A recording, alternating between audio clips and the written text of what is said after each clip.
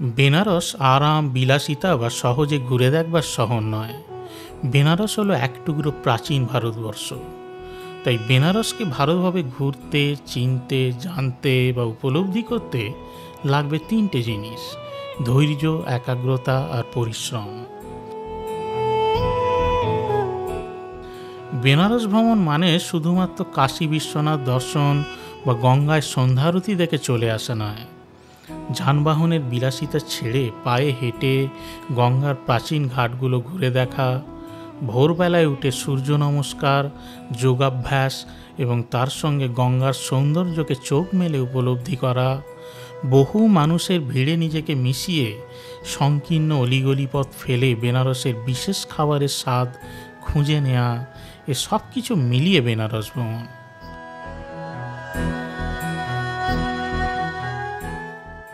বেনারস মানে শুধু ধর্মকেন্দ্রিক জমায়েত তা নয়, ইতিহাস, ঐতিহ্য, সংস্কৃতি, শিক্ষার এক অসাধারণ মেলবন্ধন খুঁজে পাবেন এই শহরের আনাচে কানাচে। তাই বেনারস ঘুরতে কমপক্ষে 3টে দিন আপনার হাতে রাখাটা দরকার। আজ আমি বেনারসের তৃতীয় দিনে কি কি অ্যাক্টিভিটি প্ল্যান করেছি তা আমি আপনাদের সঙ্গে শেয়ার করব। তবে তার আগে বেনারস ভ্রমণের একটা সম্পূর্ণ ধারণা পাওয়ার জন্য আমার আগের পর্বের ভিডিওগুলি দেখে নেওয়ার অনুরোধ রইল। উপরের আই বাটন বা নিচের ডেসক্রিপশান বক্সে দেওয়া ভিডিও লিঙ্ক থেকে আপনারা সেগুলো দেখে নিতে পারেন। তো চলুন তবে বেনারসের তৃতীয় তথা অন্তিম দিনটা শুরু করা যাক।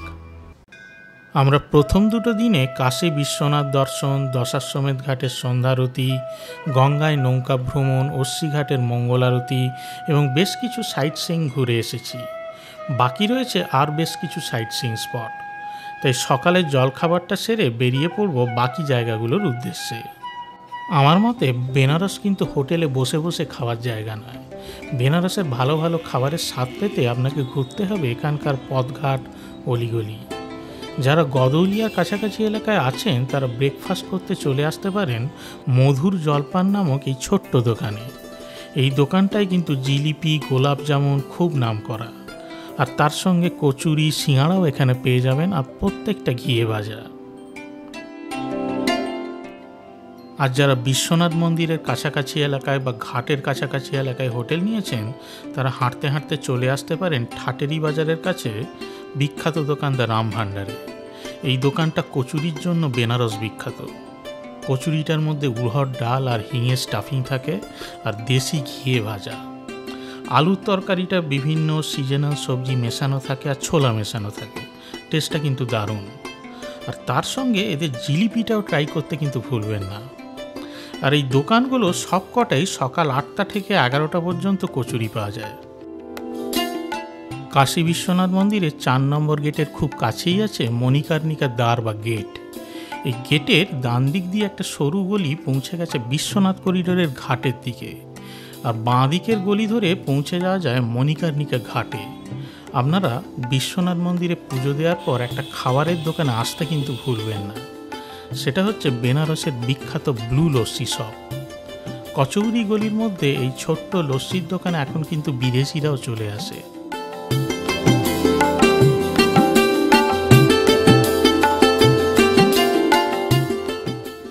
দোকানটায় বসার জায়গা কম, আপনাকে কিছুক্ষণ হয়তো বাইরে ওয়েট করতে হতে পারে।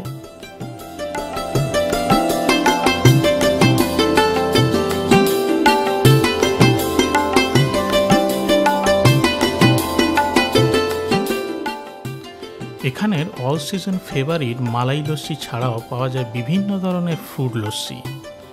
আমরা এখানে ট্রাই করেছিলাম এই স্যাফরন লস্যি, আর এই আরেকটা হচ্ছে পেস্তা ছড়ানো ব্লুবেরি লস্যি। দুটোরই টেস্ট আমাদের কাছে দারুণ লাগলো।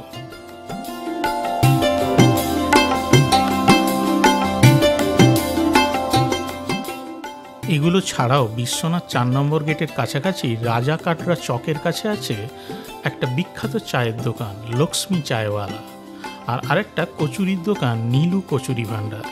এখান থেকেও আপনারা জল খাবার সেরে নিতে পারেন। আমরা সময়ের অভাবে আর এই জায়গাগুলো এক্সপ্লোর করতে পারিনি। জল খাবার খেয়ে আমরা একটা টোটো করে এবার এগোচ্ছি কালভৈরব মন্দিরের দিকে। গদৌলিয়া চক অথবা আমি যে জলখাবারের যে জায়গাগুলো দেখালাম সেখানের কাছাকাছি রাজাকাডরা চক থেকে 1.5 কিলোমিটার দূরেই আছে কালভৈরব মন্দির। একটা টোটো বা রিক্সা করে অনায়াসেই পৌঁছে যেতে পারবেন এখানে। এক পিঠের ভাড়া পড়বে 100 টাকা, আর যদি শেয়ারে টোটোতে যেতে চান তাহলে পড়বে 20 টাকা করে। আমরা আজকে প্ল্যান করেছি কালভৈরব মন্দির দেখে একটা টোটো বা অটো বুক করে চলে যাব সারনাথ। কালভৈরব মন্দির আর সারনাথ দেখার জন্য বিশ্বনাথ মন্দির চত্বর থেকে বেনারসের উত্তরের দিকে যেতে হয়। আর দ্বিতীয় দিনের ট্যুর প্ল্যানের ভিডিওয় যে স্পটগুলো দেখিয়েছিলাম, অর্থাৎ দস্যিঘাট, রবিদাস ঘাট, দুর্গা মাতা মন্দির, তুলসীদাস মন্দির, বেনারস হিন্দু ইউনিভার্সিটি, রামনগর ফোর্ট, এগুলো সবই বেনারসের দক্ষিণ দিকটায় পড়ে। তাই ট্যুর প্ল্যান করার সময় উত্তর আর দক্ষিণের জায়গাগুলো আলাদা আলাদা দিনে রাখবেন, তাতে আপনার সময় অর্থ দুটোই সাশ্রয় হবে।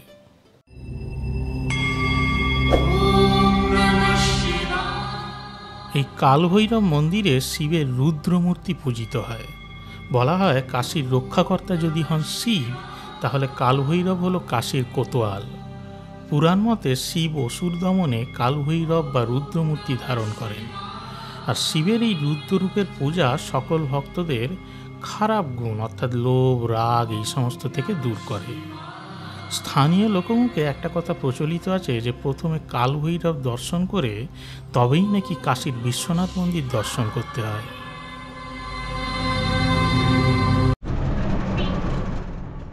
এবারে আমরা একটা টোটো বুক করে যাচ্ছি সারনাথ। এখান থেকে সারনাথের দূরত্ব মোটামুটি 9 কিলোমিটার। আপনারা যদি কালভৈরব মন্দিরের কাছ থেকে রানিং টোটো বুক করেন তাহলে একটু কম পড়বে।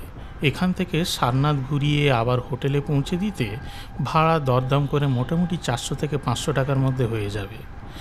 এটাই যদি আপনি আপনাদের হোটেল গদৌলিয়া চকের কাছাকাছি হোটেল থেকে বুক করেন তাহলে 600, 700, 1000 বিভিন্ন রকমের রেট চায়।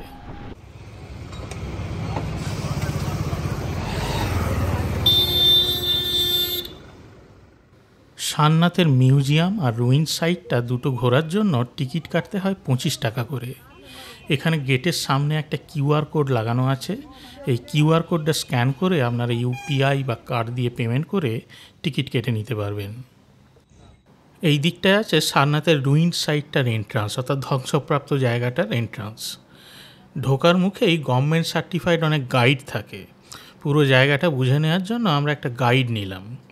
গাইডের সঙ্গে আপনারা দরদাম করে নিতে পারবেন। আমরা অ্যাকচুয়ালি দিয়েছিলাম 150 টাকা। আমরা কিন্তু এখন বেনারসের বরুণা নদী ক্রস করে আরও উত্তরে চলে গেছি। সুতরাং এখন আমরা যে জায়গাটায় আছি সেটা কিন্তু বেনারস নয়, এটা বেনারসের বাইরে অবস্থিত। বেনারস যেমন হিন্দুদের পবিত্র তীর্থক্ষেত্র, ঠিক তেমনি সারনাথ হলো বৌদ্ধদের পবিত্র তীর্থক্ষেত্র। গৌতম বুদ্ধ বুদ্ধগয়ায় বোধিলাভের পর এই স্থানটি থেকেই তিনি তার প্রথম ধর্মপ্রচার শুরু করেন।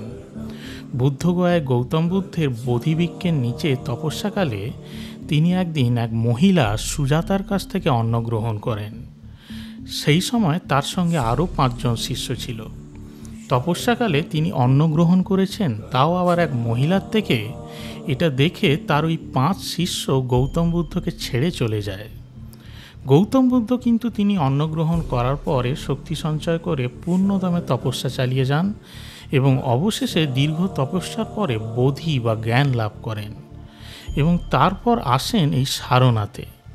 এই সারনাথে এসে তিনি তার 5 শিষ্যদের আবার খুঁজে পান আর তার বোধি অর্জনের ঘটনা শিষ্যদের সঙ্গে শেয়ার করেন এবং এখান থেকেই তার ধর্মপ্রচারকে প্রথম শুরু করেন। এই সারনাথ নামটার সঙ্গে জড়িয়ে আছে অনেক কাহিনী। আপনারা অনেকেই জাতকের গল্পের কথা শুনেছেন। এই জাতকের গল্পে উল্লেখ আছে গৌতম বুদ্ধ বুদ্ধরূপে জন্মের আগে বহুবার বিভিন্ন রূপে জন্মগ্রহণ করেন এবং প্রত্যেকটি জন্মে তিনি অত্যন্ত পূর্ণ কাজ করার পর বুদ্ধরূপে শেষবারের মতো জন্মগ্রহণ করেন। এই শেষ জন্মের আগে তিনি নাকি সারং অর্থাৎ হরিণ রূপে জন্মগ্রহণ করেন এবং তিনি ছিলেন হরিণদের দলনেতা বা নাথ। তাই অনেকে মনে করেন এই সারং নাথ থেকে সারনাথ কথাটা এসেছে। আবার বেশ কিছু লোকের মতে এখানে সারংনাথ শিবজির মূর্তি আছে এবং তার থেকেই জায়গাটার নাম সারনাথ। তবে যাই হোক, আপনারা অনেকেই জানেন সম্রাট অশোক কলিঙ্গ যুদ্ধের পর বৌদ্ধ ধর্ম গ্রহণ করেন। তিনি বৌদ্ধ ধর্ম গ্রহণ করার পর ভারতবর্ষের বিভিন্ন জায়গায় অনেক বৌদ্ধ স্তূপ নির্মাণ করান, যেগুলোকে ধামিক স্তূপ নামে বলা হয়। এই বৌদ্ধ স্তূপগুলির মধ্যে বুদ্ধের অঙ্গের বিভিন্ন অংশ সংরক্ষিত আছে। যেমন এই সারনাথে এই স্তূপের নিচে আছে বুদ্ধের অস্থি এবং দাঁত। এই স্তূপের উপরটা ইট দিয়ে তৈরি, আর নিচটা সম্রাট অশোক পাথর দিয়ে বাঁধিয়ে দিয়ে যান। সম্রাট অশোকের আমলে এই স্তূপগুলো তৈরি হওয়ার পর কেটে যায় বহু বছর। আস্তে আস্তে এই অঞ্চলটা লোকচক্ষুর অন্তরালে চলে যায়। বহু বছর পর কাশীর রাজা চৈত সিং এর দেওয়ান জগৎ সিং 1794 সালে এই জায়গাটিকে নতুন করে আবিষ্কার করেন। তিনি সেই সময় ইংরেজদের ইস্ট ইন্ডিয়া কোম্পানির থেকে সাহায্য নিয়ে এই জায়গায় পুনরুদ্ধারের আবেদন জানান। তারপর 1835 সালে ইংলিশ আর্কিওলজিস্ট আলেকজান্ডার কানিংহাম দীর্ঘ খনন কার্য চালানোর পর বহু প্রত্নতাত্ত্বিক নিদর্শন পুনরুদ্ধার করেন। অবশেষে 1905 সালে খনন কার্যের কাজ শেষ হয় এবং এখানে সম্পূর্ণ ইতিহাস পুনরুদ্ধার হয়।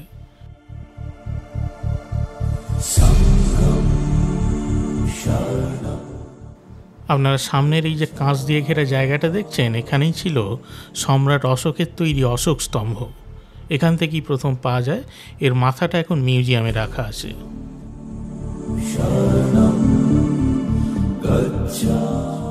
এই জায়গায় বিভিন্ন ধরনের বৌদ্ধ স্তূপ আপনারা দেখতে পাবেন, যেমন ধামেক স্তূপ, ধর্মরাজিকা স্তূপ, চৌখণ্ডী স্তূপ। বহু স্তূপের মাথা আবার মোগল সাম্রাজ্যের সময় পুরোপুরি ধ্বংস করা হয়। এখানের গাইড সমস্ত জায়গার সিগনিফিকেন্স বুঝিয়ে বলেন। আমি সমস্ত কিছুর বর্ণনায় ভিডিও আর বললাম না। আপনারা এলে অবশ্যই একটা গাইডের সাহায্য নিয়ে সব কিছু বুঝে নেবেন।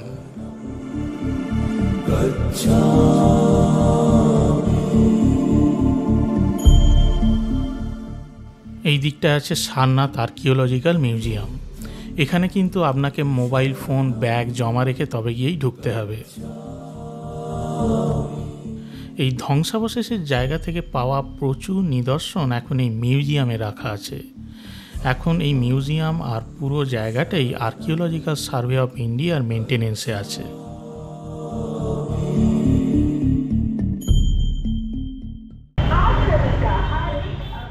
কালভৈরব মন্দির আর সারনাথের এই পুরো জায়গা ঘুরে ফিরে যেতে আপনার পুরো একটা বেলা কেটে যাবে। তাই আপনারা এলে এটাকে একটা সম্পূর্ণ আলাদা দিনে রাখবেন।